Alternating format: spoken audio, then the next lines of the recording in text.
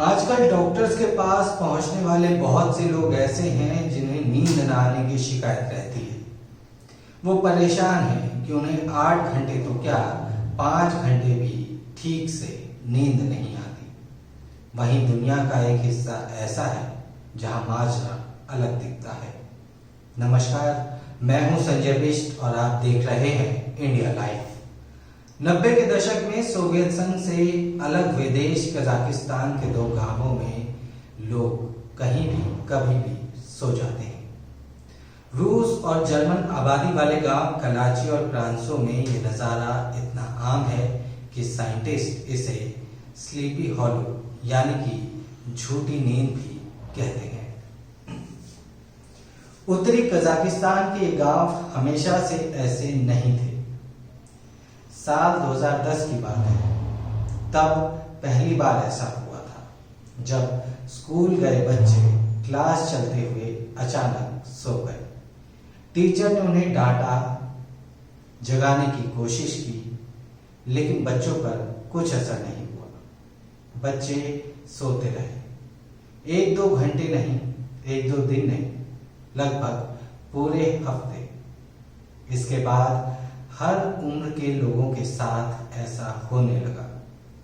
शुरुआत में इसे एक नए किस्म का स्ट्रोक माना गया, लेकिन ऐसा था नहीं। लोग सड़क पर चलते हुए, गाड़ियां चलाते हुए, दफ्तरों ऑफिस में काम करते हुए अचानक से सोने लगे। अगले 2 सालों के अंदर लगभग 1000 की आबादी वाले कलाची गांव में 150 से ज्यादा लोग ऐसे थे जिन्हें अचानक नींद आ जाती थी।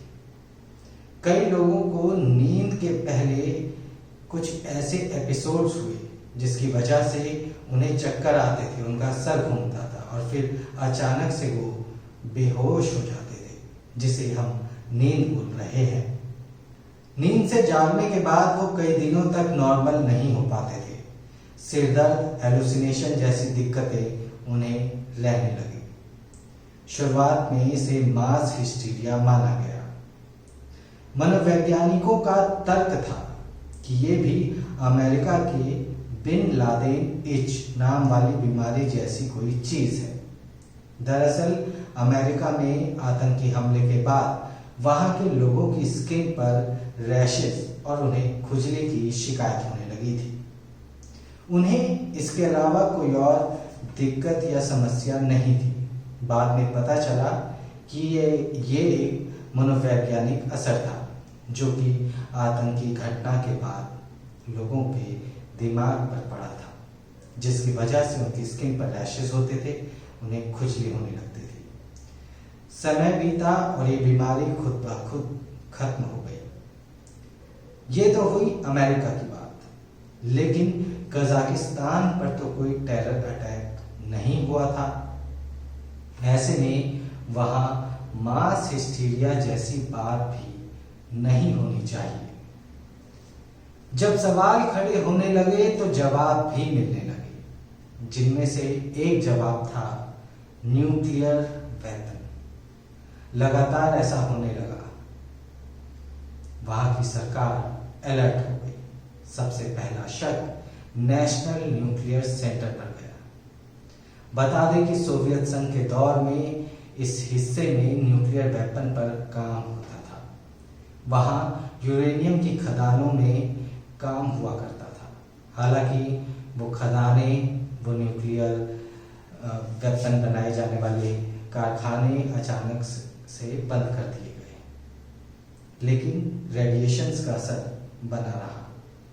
साइंटिस्ट को यही शक भी था कि रेडिएशन का असर हो रहा है। टाइम मैगजीन की एक रिपोर्ट के मुताबिक 20,000 से भी ज्यादा टेस्ट और क्लिनिकल ट्रायल्स हुए। मिट्टी, पानी, हवा, खाना, जानवर, यहां तक कि बिल्डिंग मटेरियल तक की जांच की गई। आखिर पता तो चले प्रॉब्लम क्या है और किससे हो रही है। साल 2015 में उस वक्त के डिप्टी प्राइम मिनिस्टर ने एक प्रेस कॉन्फ्रेंस की और इस बात को माना कि यूरेनियम की खदानों की वजह से ऐसा हो रहा था।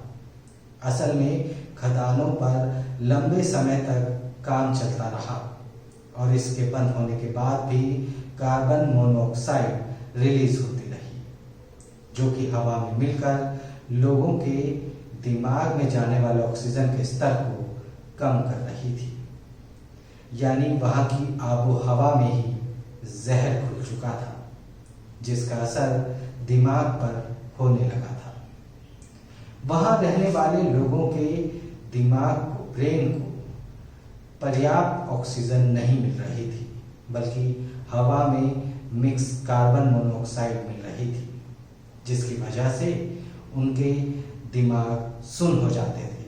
उन्हें अचानक से स्लीपिंग स्ट्रोक पड़ने लगे, वो अचानक से सोने लगे।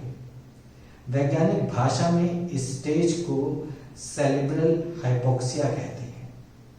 ये मस्तिष्क के उस हिस्से पर असर डालता है जो हमें सचेत रहने, सोचने, समझने और काम करने के लिए प्रेरित करता है। लेकिन जब ऑक्सीजन की सप्लाई कम होती है और 5 मिनट से कम हो जाती है, तो दिमाग के भीतर जो न्यूरॉन्स होते हैं वो मरने लगते हैं और दिमाग धीरे धीरे सोने लगता है। अगर तुरंत मेडिकल मदद ना मिले तो ये इतना खतरनाक है कि इंसान की मौत भी हो सकती है। बीते दिनों आपने कई ऐसे मामले सुने होंगे जहां पर गैस या गीजर लीक होने की वजह से लोगों की जान चली गई। ये कार्बन मोनोऑक्साइड पॉइजनिंग ही होती है, जिससे ब्रेन में ऑक्सीजन की कमी हो जाती है। अक्सर ऊंचाई पर जाने वाले लोगों को या फिर जिनका ब्लड शुगर बहुत नीचे चला जाता है, उन्हें उनके साथ भी ऐसा होता है। हवा और पानी में कार्बन मोनोऑक्साइड की ज़्यादा मात्रा की रिपोर्ट आने के बाद साल 2015 में वहाँ के लोगों को रीसेटल किया गया, दूसरी जगह रहने के लिए भेजा गया, जिसके बाद लोगों की स्लीपिंग सिकनेस की शिकायत जो थी वो बंद हो गई। ज़्यादा सोने से जुड़ी एक और बीमारी है जिसे नार्कोलेप्सी कहते हैं।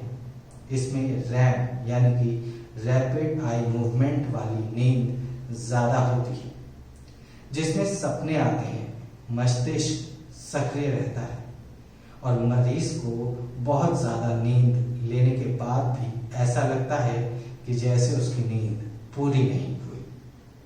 इस बीमारी का मरीज कोई भी काम करते हुए अचानक सो जाता है, लेकिन ये सोना आम नींद की तरह नहीं होता, बल्कि मरीज का अपने शरीर और अपनी मसल्स के ऊपर से नियंत्रण हट जाता है और वो नींद में चला जाता है। कुल मिलाकर ये सिचुएशन या फिर ये अवस्था एक तरह का स्लीपिंग पैरालिसिस है, जो कि कुछ मिनटों से लेकर लगभग आधे घंटे तक हो सकता है। स्लीप पैरालिसिस की कई वजह हो सकती हैं।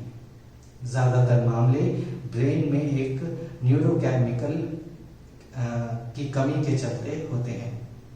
स्वाइन फ्लू यानी कि कोविड के संक्रमण के बाद भी कुछ मरीजों में नार्कोलेप्सी जैसे लक्षण दिखे।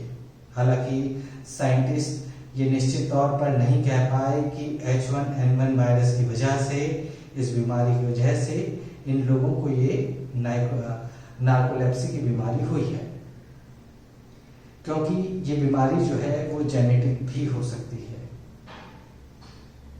तो स्लीपी हॉलो और नींद से जुड़ी बीमारी के बारे में आपको कैसी लगी ये जानकारी हमें कमेंट करके जरूर बताएं।